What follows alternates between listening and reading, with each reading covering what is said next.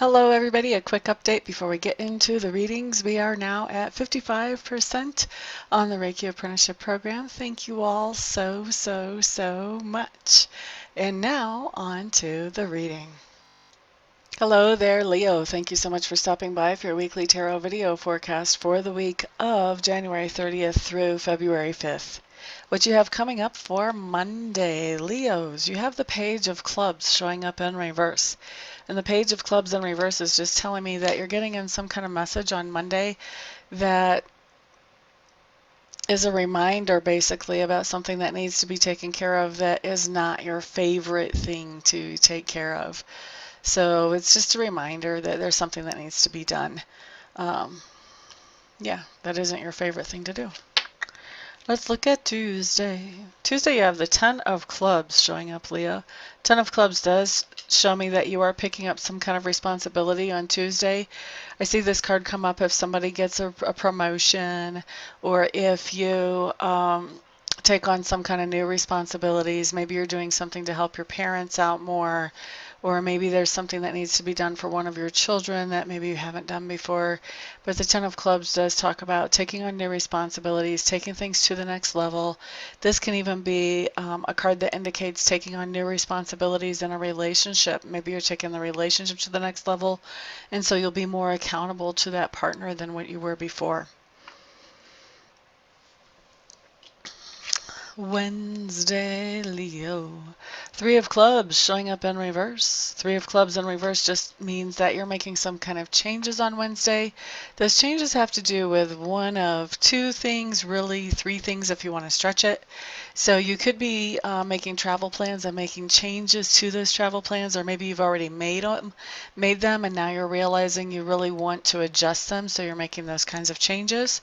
This can also be if you are already traveling, you may be making changes to your travel plans on the go.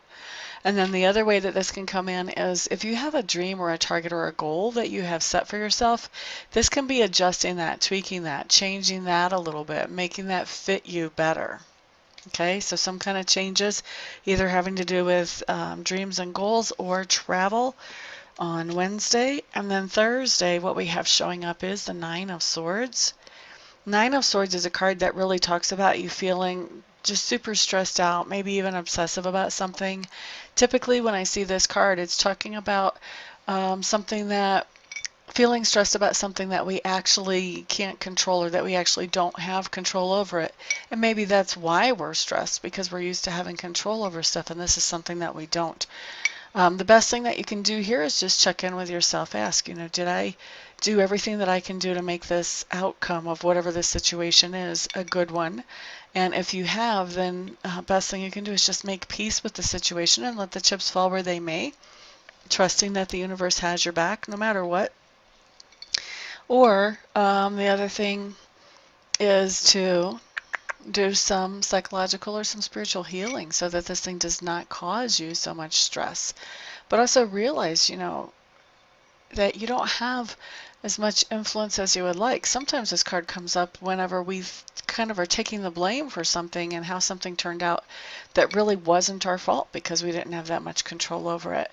So you want to, if that's the case, you want to be really objective about that situation and look at, how much influence did I really have on that situation and how much influence did other people have? It's not about pointing fingers, but it is about being objective about how much involvement you really had and how accountable it's appropriate to hold yourself for this situation. Maybe it's not even appropriate at all once you start looking at it. All right, let's look at Friday. Here we have the Seven of Swords showing up, and the word I'm hearing as I hold this card up to the camera is sneaky, sneaky, sneaky. So somebody is trying to be sneaky on Friday. Generally, when I see the Seven of Swords, it's somebody in your sphere of influence that's trying to be sneaky, although it could be you. Generally, and what this really feels like is it's somebody else. They're trying to pull the wool over your eyes, but they don't realize you know exactly what's up. That's what the Seven of Swords says. Even though somebody's trying to be sneaky, you're on to them. You are on to them. And so it's your choice as to whether or not you want to let them know you're on to them, or whether you just want to give them enough rope to see if they'll hang themselves or not. So that's your Friday. Let's see, Saturday, you have the Eight of Clubs showing up in reverse. Eight of Clubs in reverse is telling me that there's a slowdown, especially in communication is what I'm hearing on Saturday. So there may be somebody that, you've been talking to nonstop back and forth, some kind of slowdown in communication on Saturday. Maybe they're at a seminar, maybe they're busy. Um, maybe it's you that's busy, but communication is definitely slowing down. For some of you, it's almost coming to a complete standstill. So just things slowing down on Saturday, especially in regards to communication. Looking at Sunday. You guys have a sweetness card here. This is the Knight of Cups. The Knight of Cups just tells me that you will be participating in some kind of romantic activity or some kind of self-pampering activity, depending on if you have anybody in your life to share a romantic activity with. So this could be celebrating an anniversary, going out to dinner, going to a movie, taking a walk in the moonlight, anything that just seems romantic to you to do with a partner. And for those of you who don't have partners, and even some of you who do have partners, this may not be a romantic experience that you're sharing with someone else as much as it could be you pampering yourself and taking care of yourself and loving yourself. This could be a day at the spa. This could be, I'm hearing a day at the shooting range. So maybe some of you really enjoy shooting. That would, if you really enjoy it and it feels kind of like a little bit of a luxury to go do it, then a day at the shooting range would totally fall into a Knight of Cups type of activity. Really, the requirements for that type of activity are, does it feel a little bit luxurious and a little bit like you're pampering yourself, or like you guys are pampering each other if you're with somebody else?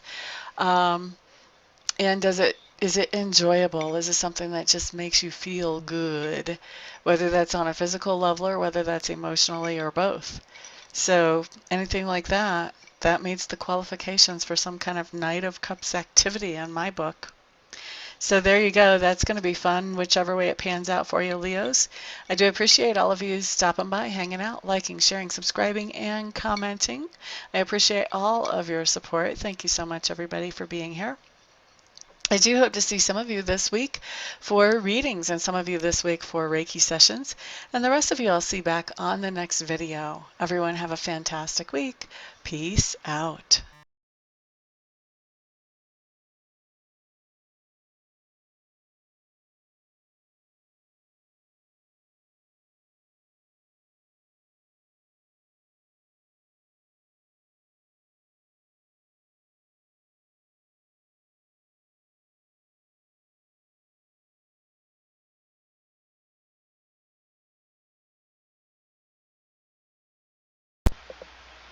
Hello everybody, this is Amista, and I am coming to you today with something completely different than what you've ever seen here before, completely different than what I ever thought I would do.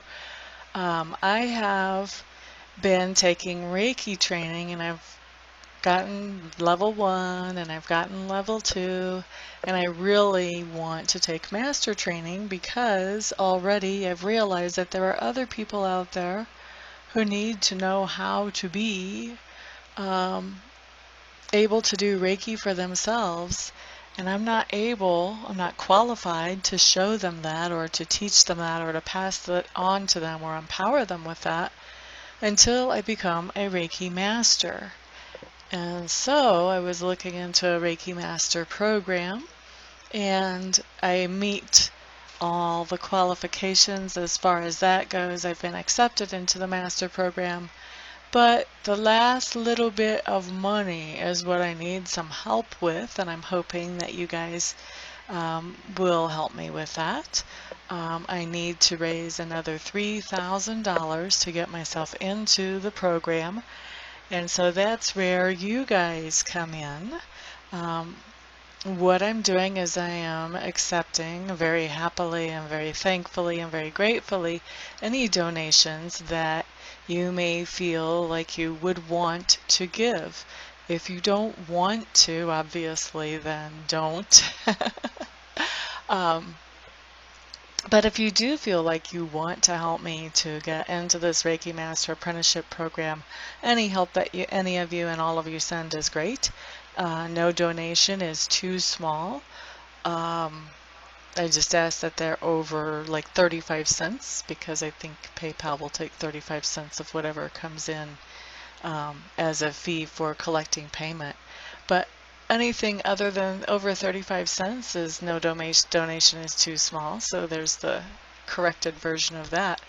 And actually, I was looking I have over 7,000 subscribers. If every subscriber donated $1, I would be able to end this request. But so if you would like to donate, I would be extremely thankful. I would appreciate that a lot. Also, I want to do something for you in exchange for donating. So anybody who would donate at all, I would like to offer you 15 minutes of free Reiki distant healing. In other words, I would send you some healing energy where you would not have to come to my house, or we would not have to meet in person. Just like I do a lot of my readings by Skype or by phone. I can also send the healing energy without having to be right in front of you. We don't even have to be on the phone or on Skype when I do it, although I will want to touch base with you ahead of time to find out where you would like me to target that energy. If you have any particular thing you want to have worked on energetically, and also to touch base after it's done, just to let you know that I have sent the energy in to check in with you, see how you're feeling, that type of thing. Anybody who donates anything more than $50, what I would like to do is send you some Reiki energy. I would send you the same amount of minutes of Reiki energy as you send dollars. So say you donate $50, then I would send you 50 minutes of Reiki energy. Anybody who wants to donate and doesn't want to receive Reiki but knows somebody else that they would like to have the Reiki sent to, feel free to let me know that, and you can gift that Reiki to somebody else, and I will just touch base with them, make sure I have permission to send them that energy, and talk to them about where they would like it targeted and all of that, just like I would if I was sending that to you. So that is what I've got going on, and I really appreciate, like I said, all of the help any of you can send. I know not everybody can send, not everybody will want to send help, but I am hoping that there will be enough to get me into this quickly. Otherwise, I would probably have to wait, I don't know, 6 months, a year before I had this kind of money to get myself into there, and I don't want to wait that long. I want to be able to empower people more quickly than that. So what I'm doing is I am in the description section underneath the video. I'm going to send you a link where you can donate, and you can choose whatever amount you want to donate, and I will probably also have that showing in the video as well. So thank you everybody for listening and for giving this some thought, some prayer, some attention. And thank you everybody who actually does donate as well. I appreciate it all. Thank you so much. Peace.